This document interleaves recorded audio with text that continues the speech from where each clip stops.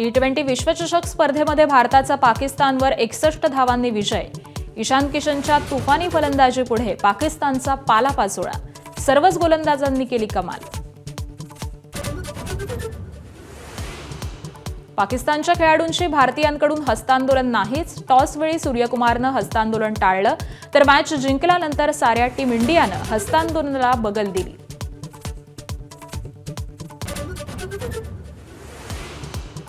राष्ट्रवादी काँग्रेसच्या राष्ट्रीय अध्यक्षपदावरती आज आमदारांच्या बैठकीत चर्चा। संध्याकाळी मुंबईत बैठक।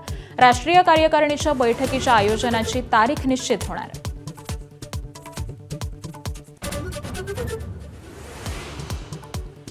भिवंडी महापौर पदासाठी अर्ज भरण्याचा अखेरचा दिवस। भाजप, शिवसेना, काँग्रेस तीनही पक्ष अर्ज भरण्याच्या तयारीत।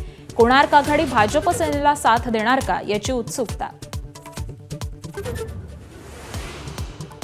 पहलगाम हल्ल्यात मृत्युमुखी पडलेल्या पुण्यातील संतोष जगदाळेंच्या कुटुंबियांची उपेक्षा। सरकारकडून आश्वासनांची पूर्तता नाही।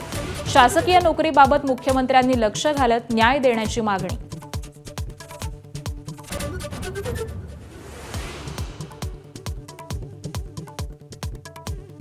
भंडारा जिल्ह्यातील लाखांदूरमध्ये कोट्यवधींची शासकीय इमारत पडली धूळखात। वर्षभरापासून रखडलं लोकार्पण। नागरिकांचा संताप। इमारतीत जनावरं बांधण्याचा इशारा। एबीपी माझा, उघडा डोळे बघा नीट।